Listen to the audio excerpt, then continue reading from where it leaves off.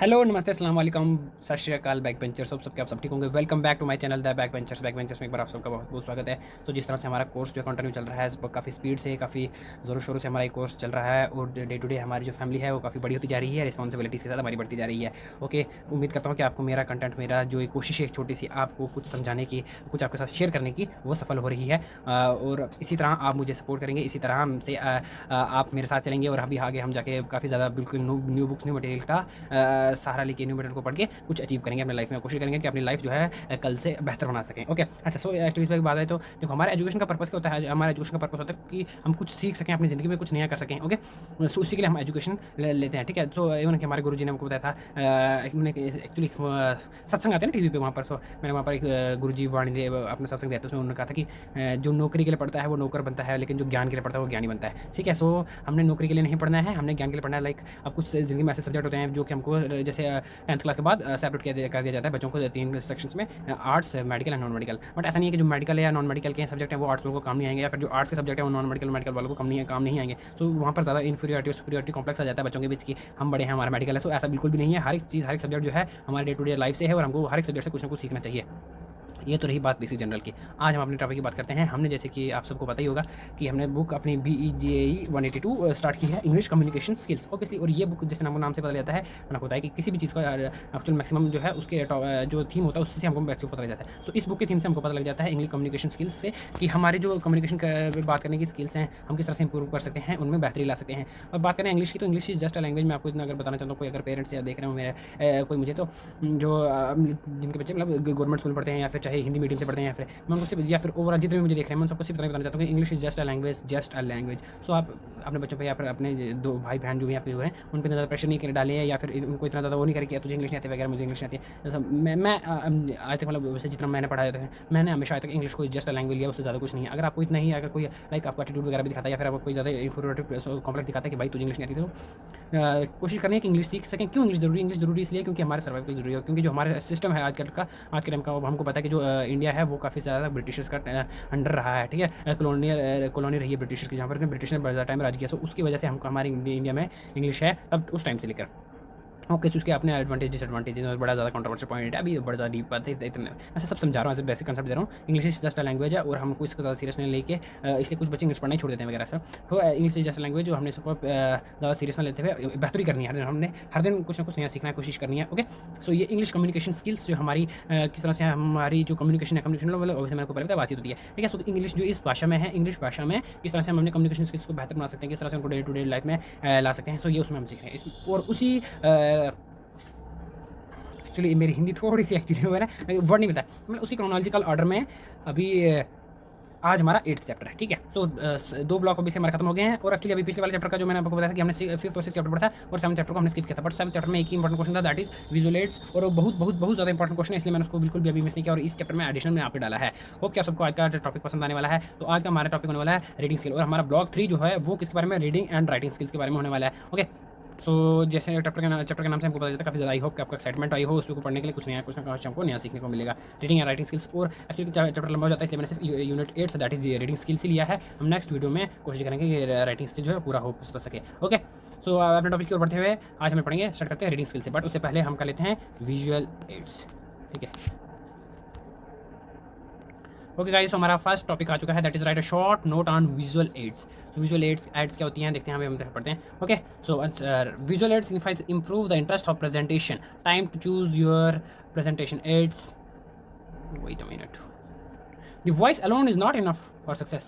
There are many aids available to help. The room in which the presentation will take place, its equipment and furniture will also affect the chance of success. अच्छा, so यहाँ पर visual aids के बारे में बात करी जा रही है कि लाइक अभी एड्स की बात करी, अभी आपके सामने मैं ये पीपीटी जैसे यहाँ से पढ़ा रहा हूँ, ये वीडियो से पढ़ा रहा हूँ। ठीक है, सो ज़रूरी नहीं है कि मैं अभी आपको बोलूँ, लाइक वॉइस का ही सिर्फ इतना ज़्यादा मेन रोल नहीं होता है किसी भी प्रेजेंटेशन का। वैसे मैं आपके सामने प्रेजेंट कर रहा हूँ, वैसे मैं आपको ये दिखा रहा हूँ, सो ये प्रेजेंटेशन होगी। ओके, सो अकेली जो मेरी आवाज़ है वो ही, एक मिनट यार, ओके, सो अकेले जो मेरी आवाज़ है वही इतने ज़्यादा सक्सेसफुल नहीं होने वाले। लाइक मैं आपके सामने इस टाइम ये कंटेंट राइटिंग मटेरियल नहीं लाऊँ तो शायद आप समझ नहीं पाओगे मैं क्या बोल रहा हूँ, क्योंकि बोलने के लिए तो मैं वैसे ही बोल दूँ, बट आपको समझ नहीं आएगी। सेकंड थिंग इज बोर हो जाएंगे, क्योंकि बड़ा ज़्दा लेक्चर होते हैं। ओके, सो जो हमको देखने वाला तो उसकी अट्रैक्शन बढ़ाने के लिए, उसको बोर ना करने के लिए, और उसकी इंटरेस्ट जब तक बढ़ा रहेगा, क्योंकि ऑब्वियसली जब हमको कलर सीखते हैं तो इसलिए हम इसी तरह कलर यूज़ करते हैं। ऑब्वियसली हमने दूसरे वीडियोज़ में भी देखोगे कि अलग अलग कलर का यूज़ करता है। ये साइंटिफिकली प्रूवन है कि हमारे जो आइज़ हैं, हमारे जो सेंसेस हैं, वो काफ़ी अलग अलग कलर्स के साथ अट्रैक्ट हो जाते हैं। इसलिए हम अलग अलग कलर यूज़ करते हैं ताकि जो हमको देखें, जो कि जो व्यूवर्स हैं उनको काफ़ी अच्छा रहे और समझ आ जाए और उनका इंटरेस्ट बना रहे, इसलिए। ओके, सो अलोन वॉइस जो है वही ज़रूरी नहीं होती है। ऑब्वियसली ये विजुअल एड्स के बारे में बात करें, इंपॉर्टेंट टॉपिक है कि ठीक है, वो इंपॉर्टेंट क्यों है। Okay, using visual aids material that has strong impact than spoken words, mostly people retain much more of what they see than what they hear। अच्छा, सो ऑब्वियसली जो लोग होते हैं काफ़ी ज़्यादा, अगर आपने मीटिंग वगैरह में देखा तो जैसे तो वहाँ पर एक बड़ी ज़्यादा अच्छी, ऑब्वियसली मैंने आपको बताया कि एक अच्छे पीपीटी चार्ट लगा होता है, एक प्रोजेक्टर होते हैं, ठीक है, एक बड़ी स्क्रीनिंग होती है जहाँ पर ऑब्वियसली मूवीज़ में दिखाया जाता है कि एक प्रोजेक्टर पर हमको कोई किसी बड़ी कंपनी के एड्स वगैरह कोई जब अपनी मीटिंग करती है, ठीक है, तो उसमें दिखाती है कि मेरे कितना मार्जिन वगैरह है। सो एक बहुत बड़ा चार्ट लगा होता है, एक बहुत बड़ा बोर्ड होता है, उस पर वो दिखाते हैं और एक काफ़ी अच्छे जगह की उनका जो बैठने का हॉल होता है, अच्छा रूम होता है। ओके, फुली एसी के रूम होते हैं, अच्छे टेबल्स होते हैं, ठीक है, उनके आने से पहले उसके प्रिपरेशन होती है, माइक होता है बोलने के लिए, चेयर्स होती हैं। सो ये सारी जो चीज़ें हैं काफ़ी ज़्यादा ये भी इंपैक्ट डालती है कि आपकी जो हम मीटिंग होने वाली है, क्या वो मीटिंग का सक्सेसफुल होने का कहना चाहते हैं। बेसिकली क्योंकि जब जो व्यूअर्स होंगे, जो लोग होंगे, जो एम्प्लॉइज़ होंगे, ठीक है, वो जब कंफर्टेबल जोन में होंगे तो तभी वो अपने पॉइंट ऑफ व्यू अच्छे से रख पाएंगे। ओके, सो ये बात है, ये सारे मतलब सिर्फ इतना बताना है कि जब विजुअल एड्स में क्या जरूरत है और उसकी क्या मटीरियल की क्या जरूरत होती है, उसमें बस इतना ही है। There are many ways of adding visual to a talk. Flip chart requires nacelle or stand, which most organizers can arrange for. The overhead projector (OHP) is available in most places. A slide projector being portable can be carried by the speaker if required with the computer। तो मैंने अभी ये सारी बताई कि material जब एक projector हो रहता है, एक अच्छा ओवर रूम होता है, ऑर्गेनाइजेशन जो माइक्स वगैरह होते हैं, स्टैंड वगैरह होते हैं, वो यूज़ किए जाते हैं एक अपनी प्रेजेंटेशन को अच्छा दिखाने के लिए, ठीक है, काफ़ी ज़्यादा इंपैक्ट पड़ता है इन कंपेरिजन टू अगर आप जाके किसी के 10 बंदों के सामने अपनी बात रख दो, उससे उसके कंपेरिजन में अगर आप चार्ट लेके जाते हो, एक अच्छा प्रॉपर वे में जाते हो, एक मैनेजिंग करके जाते हो सब चीज़ों को, मटेरियल लेके जाते हो, माइक में जाते हो ताकि जब सब कुछ सुने, ठीक है। सो अपने व्यूवर्स, अपने जो एम्प्लॉयज़, उनकी कंफर्टेबिलिटी जोन, उनके पॉइंट ऑफ व्यू, उनका सोच के मुताबिक चलोगे, सो काफ़ी ज़्यादा अच्छा रहेगा, ठीक है, जो आपका मटेरियल खरीदने वाला होगा, ओके, आपके जो एम्प्लॉइज़ वगैरह होंगे या फिर आपके जो कस्टमर होंगे, right. Visual must fit well into a speech. They must be prepared carefully as an integral part of the talk to enhance a point with illustration or a layout. The main points are to display the chart or graph which is referred to a talk. The visual should not be on OHP. Transparency should have only one simple graph chart or have to fix short line or text. When the audience is large as is in gathering, visual may not be possible unless there is special equipment for projection। अच्छा, सो देखो obviously मैंने आपको बताया visual aids का one word answer मतलब इतना है कि to present something, like presentation. जब आपने स्कूल टाइम्स देखा होगा तो आप जब हमारी प्रेयर में टर्न लगाई जाती थी किसी टॉपिक बोलने के लिए, तो हमको एक बोर्ड पे तैयार करके रखना पड़ता था, जिस बोर्ड पे एक चार्ट वगैरह होगा, ठीक, उस चार्ट पे हम लिख के लाते थे, सो उस सबके सामने उसको प्रेजेंट करना, that is the presentation. So visual ads जो प्रेजेंटेशन करना ये थोड़ा सा इसके लिए एक लेवल के ऊपर आ गया है कि जब बड़ी बड़ी प्रेजेंट्स देने जाते हो, लाइक ये ऐसे ही है जैसे आप जब आपके स्कूल में कंपटीशन होते थे और आप डिस्ट्रिक्ट लेवल पे जाते थे या फिर कभी, ठीक है, सो जोनल लेवल पे, डिस्ट्रिक्ट लेवल पे जब आप कोई प्रेजेंटेशन देने जाओ, कुछ दिखाने जाओ अपना, कुछ कोई भी, जब ऊपर से जब जडी ऑफिस से, वगैरह ऑफिस से, एजुकेशन डिपार्टमेंट से कोई भी ऑर्डर आता था कि इस बात में कंपटीशन वाला है, आप बात कर लो, आप पोल्यूशन की बात कर लो, ग्लोबल वार्मिंग की बात कर लो, ठीक है, पॉपुलेशन की बात कर लो, सो आप इन पे प्रेजेंटेशन देंगे बच्चे, सो हर बच्चा अपने घर से तैयार कर लाएगा, चार्ट करके तैयार करके लाता था, ठीक है। सो ये वही बात बता रहा है कि किस तरह से हमको हेल्प करता है अपनी प्रेजेंटेशन अच्छा बनाने में, विजुअल एड्स करते हैं। अगर बात करें, जब अगर गैदरिंग लार्ज अब 10-15 बच्चे होंगे, 20-30 बच्चे भी होंगे, तो आप जब प्रेयर में आप सामने बैठोगे तो एक बोर्ड पे लिखोगे तो मैक्सिमम अप्रॉक्सीमेटली मतलब पता लग ही जाएगा। बट अगर उसी कमरे में 100 बच्चे होगा, 150 बच्चा होगा, ठीक है, आप एक कल्ले बच्चे और सबसे आगे बैठोगे, 150 बच्चा, मतलब कितने दूर रहेगा, सो उनको दिखने में, सुनने में काफ़ी प्रॉब्लम जाती है। सो उसके लिए आपको एक अच्छा प्रोजेक्शन लाना पड़ेगा कि आप शायद हो सके आप उसको प्रोजेक्टर पर दिखाओ, ठीक है। सेकंड थिंग इसके आप माइक का यूज़ करेंगे ताकि सब तक आवाज़ जाएगी। तो ये कुछ इक्विपमेंट्स होते हैं जो बहुत ज़्यादा ज़रूरी होते हैं विजुअल एड्स को अच्छा बेहतर साबित करने में। ओके, सो अभी हम कब से पढ़ रहे हैं विजुअल एड्स होते क्या होते हैं, उसका पर्पस क्या है, ठीक है। सो विजुअल एड्स का पर्पस क्या है, क्यों हम यूज़ करते हैं, मैंने आपको पहले बता दिया है, आपके प्रेजेंटेशन को अच्छा बनाने के लिए, लेकिन फिर भी जरूर पढ़ते हैं। Visual aids are used for enhance the message, use variety to increase interest, ठीक है। So visual aids first of all आपका जो मैसेज है, आप जो अपने मैसेज अपने प्रेजेंटेशन से देना चाहते हो, जैसे मैं आपका मैसेज देना चाहता हूँ यहाँ से, ऑब्वियसली मैं इंग्लिश का, अभी हम इंग्लिश का स्किल्स पढ़ रहे हैं, सो इसका हर एक चैप्टर को आपको तक समझा सकूँ और ताकि शायद आपकी हेल्प हो, आप कुछ और सीख सको। मैं अलग अलग सोर्सेज, अलग अलग बुक से इनको अलग बुक से मतलब इनको आपके लिए यहाँ पर प्रेजेंट करता हूँ पीपीटी फॉर्म, सो ताकि आपको हेल्प हो। ये मेरा मैसेज है, मतलब यहाँ से मैं ये मैसेज दूँ। सो आपको जिस टाइम क्या ऑन द स्पॉट क्या मैसेज टॉपिक मिला, सो आप उसको जब अपनी भाषा में, अपनी फीलिंग्स में, अपने नॉलेज से जब दूसरों को प्रेजेंट करोगे सो उसको बोलेंगे इनहैंस में, ओके। उसके बाद variety to increase interest, so visual aids और क्यों यूज़ की जाती है, उसका पर्पस क्या, दैट इज कि जो व्यूवर्स हैं, जो लोग हैं, उनका इंटरेस्ट आप बना रहे, ओके, ना कि वो सिर्फ आप बोलते जाओ और वो सुनते जाओ, कोई समझ नहीं। बट अगर आप उसके कंपेरिजन में विजुअल प्रेजेंटेशन यूज़ करोगे, विजुअल एड्स यूज़ करोगे, सो काफ़ी ज़्यादा अच्छा रहेगा और आपके व्यूवर्स को भी समझाएगा और उनका इंटरेस्ट भी बना रहेगा, okay. Display or distribute an outline to help audience follow along or Group presentation.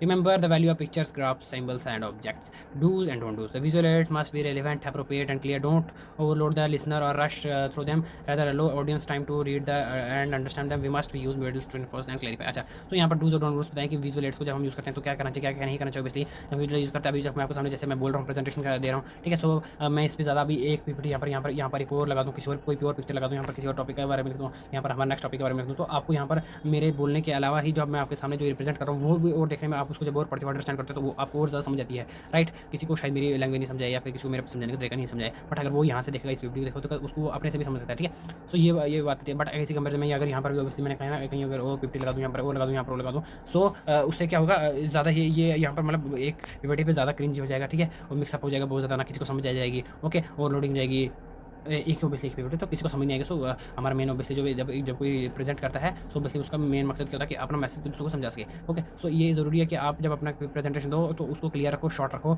Okay, ताकि सबको समझ आए और टाइम दो व्यूवर्स को भी उसको समझने के लिए, ओके। अभी मैं ऐसे आऊँ, अभी 1 मिनट में अभी मैंने अपनी पीपीटी ऐसे करके निकाली, मैं बोलूँ the ending of presentation add ऐसे कर दूँ, सो वो आपके लिए काफ़ी ज़्यादा मुश्किल रहेगा और आपको बिल्कुल समझ भी नहीं आएगी और आप उसको दिखा भी नहीं चाहोगे, ठीक है। सो अगर आपको अपने प्रेजेंटेशन जब आप कहीं पर प्रेजेंटेशन दो उसको अच्छा बनाना है, अट्रैक्टिव बनाना है, सो आपको अपने व्यूवर्स को भी टाइम दो उसको समझने के लिए, ठीक है।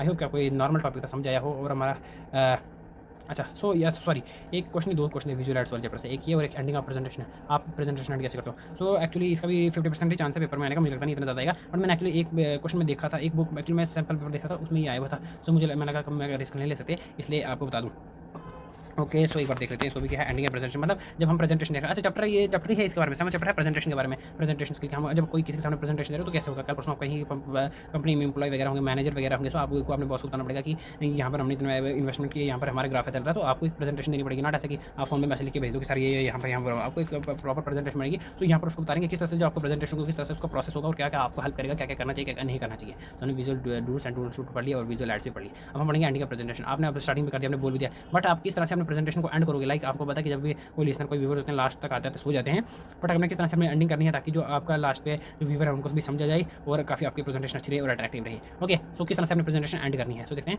The most important part of the presentation और the beginning and the conclusion. देखो मैंने वही बोला कि किसी भी प्रेजेंटेशन का सबसे मोस्ट इंपॉर्टेंट पार्ट कौन सा होता है, शुरुआत और खत्म। मैं बोला मूवी देखा ना आपने, अभी बोलते हैं कि शुरुआत भी हम करेंगे, खत्म भी हम ही करेंगे, राइट, क्योंकि स्टार्टिंग और एंडिंग ही मेन देखते हैं, ठीक है।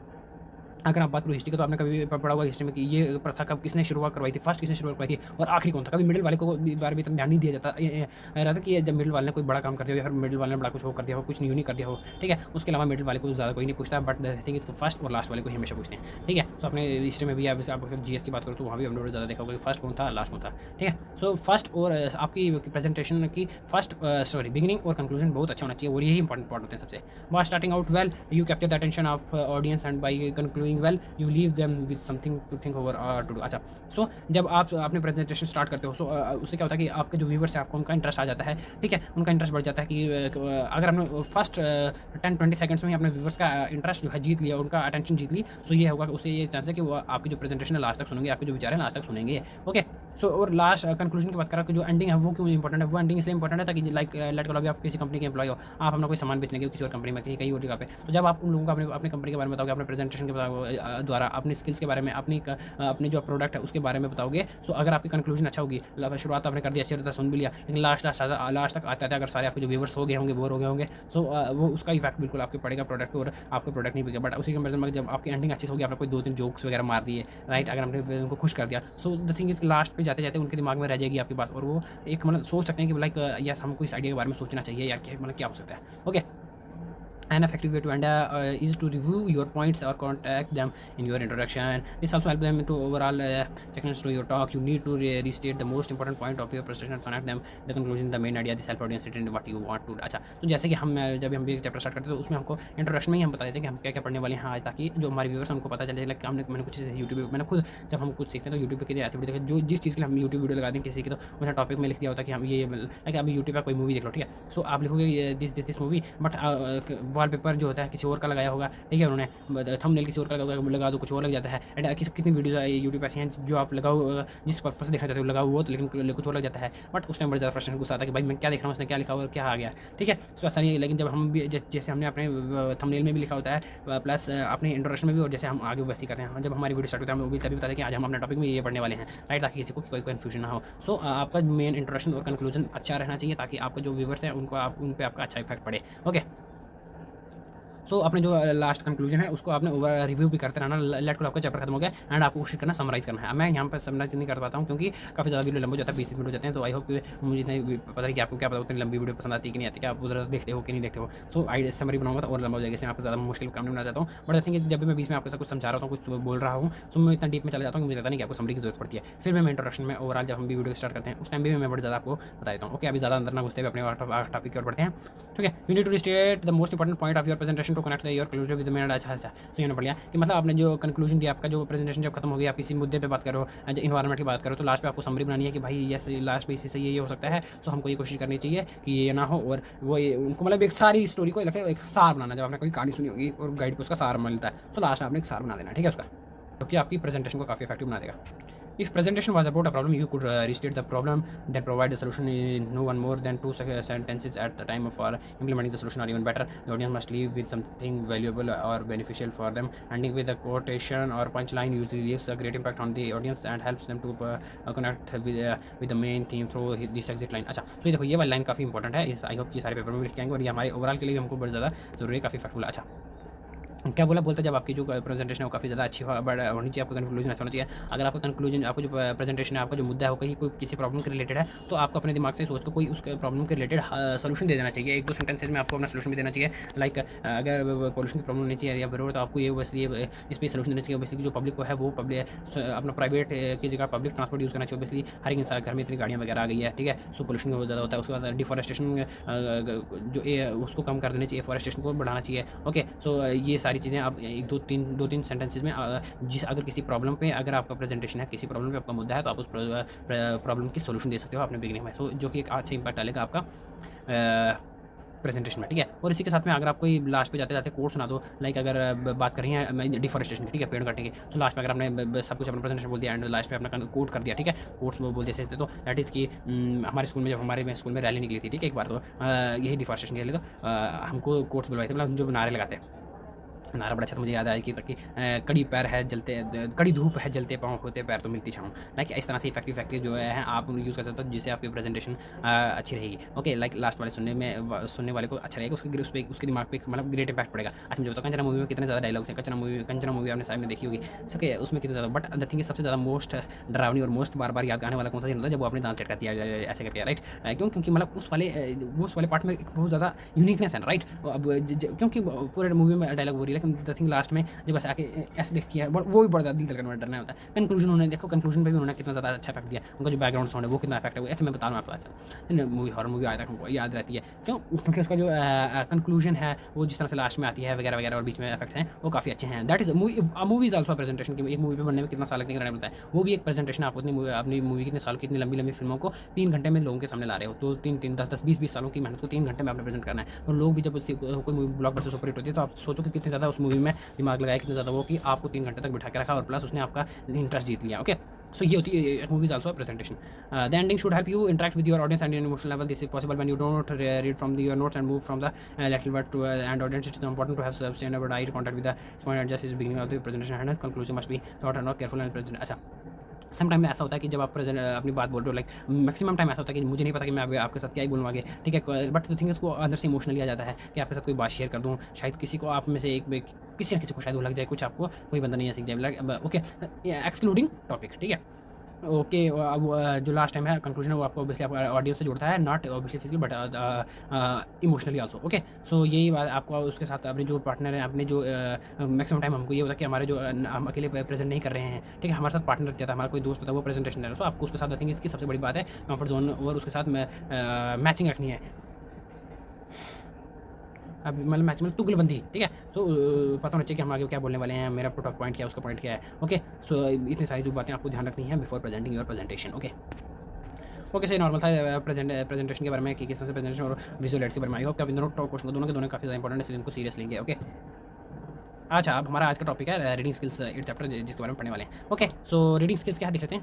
Reading skills refer to the ability to understand written text. This advisable to develop the skill at the early age of schooling when unders comprehend or understand written text and combine their understanding with the prior knowledge. They will able to perform the following 3 reading comprehension skills: identify simple facts presented in the written text, make judgment about written text content, connect the text to other written passage and situations। अच्छा, सो यहाँ पर reading skills के बारे में बताया, कुछ बड़ी बात नहीं है बेसिकली, देखो ऐसा कुछ नहीं जो आपको पता नहीं है इससे पहले, लेकिन मैं मैं आपको एक्सप्लेन करता हूँ। सो रीडिंग स्किल्स की बात की है यहाँ पर इन्होंने। रीडिंग स्किल्स में उन्होंने बताया कि जब हम जो कोई बच्चा है, कोई नई शुरुआत है, वो आपको उसकी जो अर्ली स्कूलिंग है, ठीक है, जब से स्कूलिंग जाता है, सो जब वो प्री प्राइमरी वगैरह में था, ठीक है, सो आपको तभी उसी टाइम ना उसको रीडिंग की हैबिट डाल देनी है, ताकि आगे जाके उसको प्रॉब्लम क्रिएट ना हो। लाइक कुछ स्कूलों में ऐसा होता है कि ऑब्वियसली फिर क्रिटिसाइज करने वाली बात है कि एजुकेशन सिस्टम को, बट ऐसा होता है कि कई बार जब बच्चों को ज़्यादा रीडिंग का मौका नहीं मिलता, सिर्फ होमवर्क ही होता है, या फिर कभी ज़्यादा, बट इतना हमको याद रिमेंबर याद कि हमारे स्कूल में कुछ टीचर हैं जो छुट्टी होने से पहले आधा घंटा स्कूल के, जब हम सारे बच्चे बाहर निकल के एक जगह पे इकट्ठा हो जाते थे, एंड सारे बंदे कोई पहाड़ा बोल रहा है, टेबल बोल रहा है, या फिर इंग्लिश में तो बड़ी ज़्यादा कमी पॉइंट थी, बट